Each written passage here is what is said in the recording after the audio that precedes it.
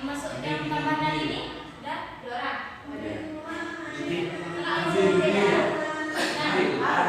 Sebelum kita memulai nih materi kita, ada yang masih semangat? Udah makan lagi tadi?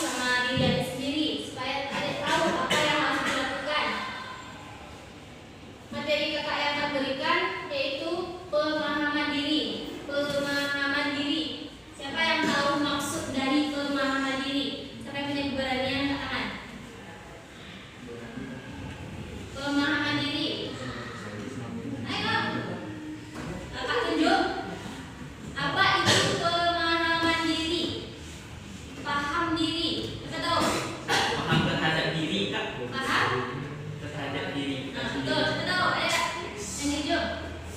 Pemahaman diri yang di belakang. Apa pemahaman diri itu? Memahami diri sendiri kan. Memahami diri sendiri. Ya, betul. Nah, jadi pemahaman diri itu apa itu pemahaman diri? Yaitu hal yang mencakup pengenalan seseorang pada minat, bakatnya, kepribadiannya, nilainya, sikapnya yang ada dalam diri, baik itu yang baik maupun yang buruk. Berarti dia mengetahui kelemahan dan kelebihan potensi dirinya. Sampai sini ada yang paham? Ada. Jadi kayak gini, biasanya kan kalau kita pribadi kita sendiri nih, nah, lebih cenderung memahami orang lain, lebih paham orang lain dibandingkan diri kita sendiri, betul nggak? Betul. Lebih sering kita mencari kesalahan orang lain daripada mengakui kesalahan kita sendiri, betul nggak? Nah, pemahaman diri yang pertama, diri itu ada empat yang ada dalam diri kita. Yang pertama itu yang merah itu, diri terbuka, di mana kita mengetahui dan orang lain pun mengetahui tentang kita. Contohnya apa? Ya, contohnya apa? Apa? Baca fisik. Nah, ya, contohnya fisik. Misalnya ini teman-teman di kelas, dia tahu fisiknya gimana. Adik-adik juga tahu fisik temannya gimana. Terus yang kedua, diri buta, yaitu tidak diketahui diri sendiri, tapi diketahui orang lain. Apa itu?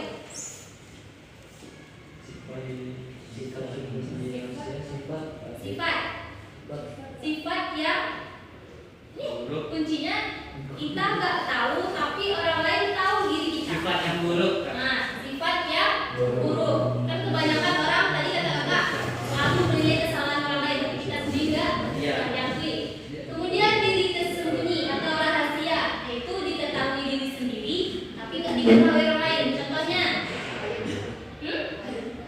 aib. Contohnya, perasaan. Terus apa lagi? Perasaan kan kita nih ngomong di hati, kakak ngomong. Ingat? Enggak. Enggak kan?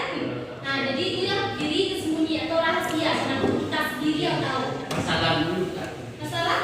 Masalah. Masa lalu yang berubah orang kan? Nah, itu juga termasuk diri tersembunyi. Yang keempat, diri gelap, yaitu kita nggak tahu, orang lain nggak tahu. Apa tuh? Kita nggak tahu, orang lain tahu. Isi hati kita tahu nggak? Tahu. Apa? Hah? Apa coba jelasin? Nasib. Takdir. Ya. Kalau kata apanya takdir kan? Ya, takdir. Itu kan kita nggak tahu gimana takdir kita. Takdir itu kan ada dua tuh, yang bisa dirubah dan yang memang sudah ditakdirkan dari sejak awal sama Allah. Terus apa lagi? Yang diri gelap nih, kita nggak tahu tapi orang lain tahu. Apa? Diri gelap dari Apa? Ajal, tahu nggak? Nah, orang lain tahu nggak? Nggak. Nah, berarti masuk ke diri gelap. Nah, terus yang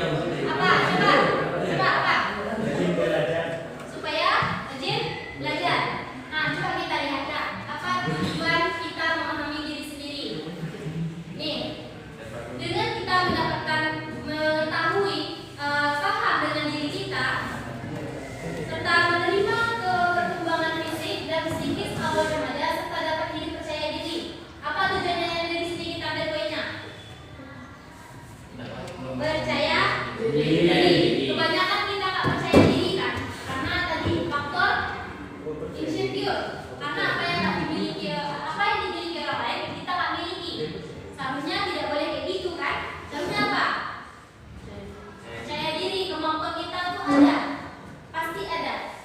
Kak, kalau percaya diri terus dicaci, Pak.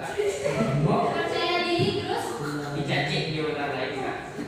kita gini, kalau kita percaya diri, kita nggak akan mendengar komentar negatif dari orang lain. Kita nggak akan pedulikan persepsi pandangan orang lain terhadap diri kita, karena kita yakin saya sempurna, saya hebat, saya perfect. Orang lain tuh jangan urus apa ya, kayak urus aja lah dirinya, kayak gitu kan kalau kita ngomong, urus aja lah dirinya, diri saya atau diri saya sendiri yang urus gitu.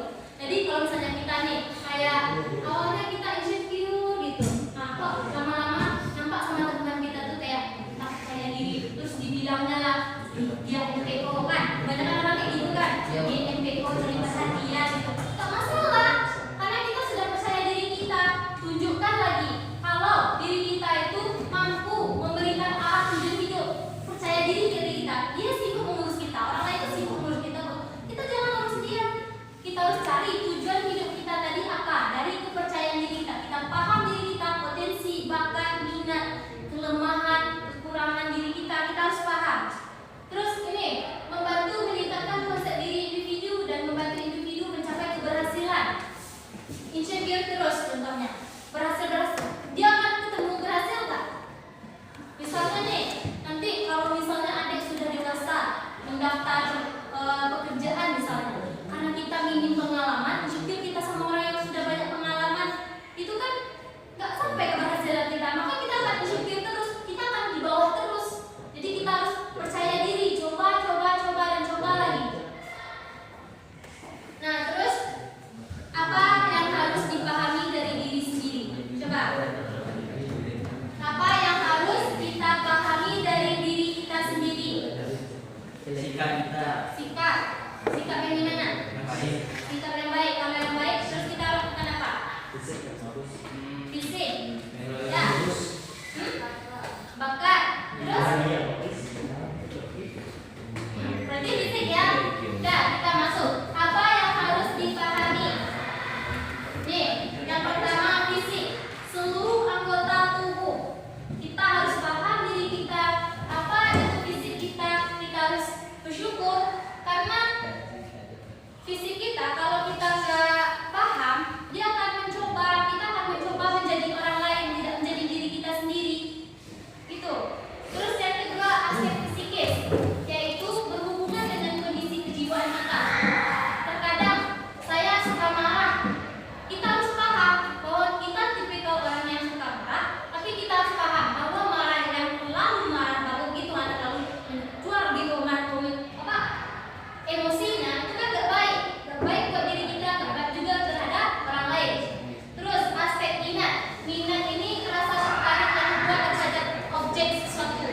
Contohnya apa minat ini rasa tertarik kita pada satu objek. Contohnya adik-adik ini yang laki-laki suka main bola, suka main game, suka, itu kan disebut minat. Terus yang perempuan nih suka berias, suka make up, suka dandan gitu kan. Nah, aspek bakat ini kemampuan yang dibawa sejak lahir. Contohnya tadi kita dulu masih kecil suka ngeliat dinding, suka gambar-gambar, sampai kita tahu bakat kita sudah dewasa tuh suka menggambar. Faktor dari salah satunya itu tadi aspek itu turun atau genetik. Contohnya siapa ya? Ada artis anaknya Ashanti, kan? Ya kan? Ayah suaminya penyanyi, anaknya yang paling kecil juga suka nyanyi kan? Ini antara minat dan bakat. Minat itu kemauan dan bakat itu kemampuan. Kalau misalnya nanti nih kita punya minat, kita punya bakat, tapi nggak minat di sana, maka kemampuan kita tuh nggak akan berkembang. Kita nggak paham apa itu gitu. Terus aspek cita-cita itu gambaran diri yang ada pada diri seseorang. Ada yang menyebut potret diri, yang dimaksudnya yaitu kayak gini, kita paham dengan keinginan kita akan mencapai tujuan kita. Contohnya seperti aku mau jadi seorang guru, kita harus paham dulu diri kita, apakah kita pas menjadi seorang guru, kita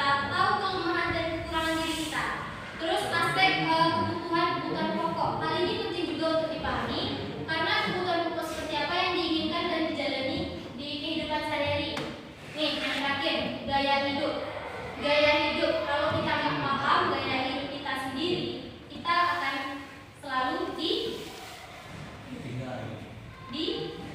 apa? Cipengin orang lain. Seperti video tadi kan, dia nggak paham gaya hidupnya. Hidupnya sederhana. Tiba-tiba dia ke sekolah mau pamer-pamer. Tahu nggak? Nah, kemudian ciri-ciri orang yang memahami dirinya. Coba deh, ini dong. Ciri-ciri. Kalau ada yang paham sama diri dia, apa ciri-cirinya? Sadar diri. Ya. Terus ini dong. Apa lagi? Lebih percaya kepada diri kita sendiri. Terus apa lagi? Sabar. Sabar. Terus apa lagi? Tidak disebut. Apa lagi? Apa lagi ciri-ciri? Misalnya ada yang paham sama diri adek ini, apa yang akan timbul sama diri adek?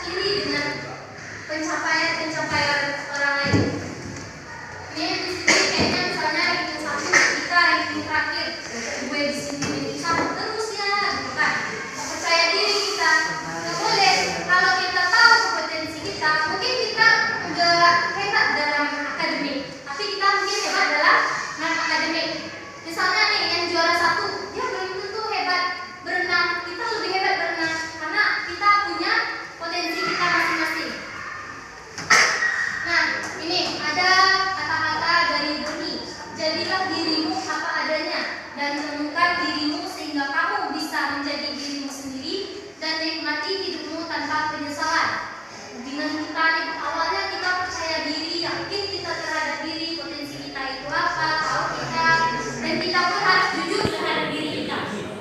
Kita harus jujur. Apa yang kita inginkan, kita harus jujur. Dan dari di sini katanya kan, cari diri itu supaya dapat menjadi diri sendiri dan menikmati hidup. Tadi kita insecure tadi, contohnya ini kan banyak masalahnya insecure kan, banyak masalahnya insecure. Kalau kita nggak mencintai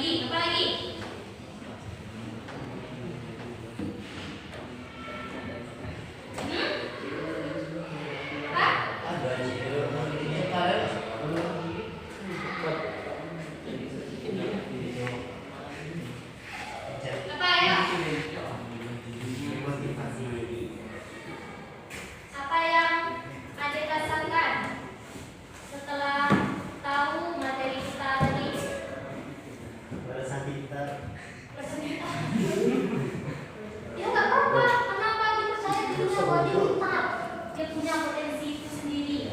Nggak boleh banding-bandingkan sama orang lain. Karena apa? Kenapa ya? Karena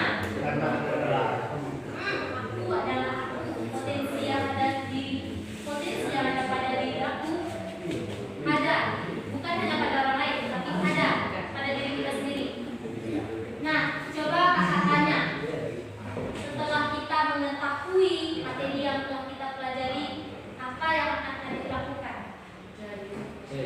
Percaya diri, tidak insecure, apa lagi? Memperbaiki diri. Apa? Dari diri kita sudah tahu apa itu pemahaman diri, bagaimana kita pemahaman diri, ciri-ciri orang yang tidak memahami dirinya sendiri, manfaatnya apa? Apa? Tadi katanya tidak insecure, lebih memahami diri sendiri, dapat mengubah diri, apa lagi? Lebih mengembangkan potensi diri ya. Apa lagi? Ayo. Lebih mengembangkan potensi diri, apa lagi? Lebih bersyukur terhadap kekurangan dan kelebihan yang ada pada diri kita sendiri. Nah, sampai sana ada pertanyaan nggak? Kak, kenapa sih bakat saya belum terbuka? Udah nggak kayak gitu? Enggak. Ini ada biasa. Kak, kenapa sih orang-orang bilang kalau bakatnya itu pasti ada? Apa saya nggak nampak? Saya hanya gini-gini aja. Ada nggak yang kayak gitu? Yang tidur, mencubur. Kenapa itu? Apa penyebabnya kita nggak menemui bakat kita sendiri? Apa penyebabnya kita nggak Yang menemui sendiri? kecil kalau bakat-bakat di zina orang tua. Sebenarnya bakat misalnya dia bakatnya apa? Main Valorant kan? Main game. Ya, main game. Main game. Sebenarnya itu bakat atau minat? Bakatnya Kak. Minat. Tadi main game tadi bakat atau minat? Minat. Yang bakat coba angkat tangan. Yang minat coba angkat tangan. Bakat atau minat main game tadi? Minat. Nah, kayak bakat jelaskan. Awalnya kita main game pasti kita coba-coba dulu kan. Nanti kalau udah coba nih, push play, krek gini. Lama kelamaan kita menjadi suka. Cara dia menjadi bakat apa? Mengembangkan dengan cara main turnamen, ikut lomba, tingkat. Kalau hasil gini kitanya dapat menimbulkan ini. Buktikan. Kalau misalnya dilarang sama orang tua, dilarang enggak, terus sekolah nggak dirasain, bantu-bantu di rumah juga enggak, kan? Itu makanya orang tua melarang. Tapi kalau misalnya gini, saya bisa nanti cari ada lomba nih, ikut lomba, ya? Dengerin. Nah, sampai sini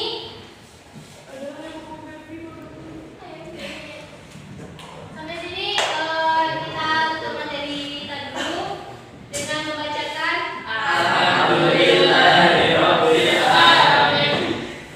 Nanti materi kita akan berkaitan yang kakak kasih, yang kakak lain kasih. Jadi terima kasih sudah memperhatikan. Kak Kiri, assalamualaikum warahmatullahi wabarakatuh.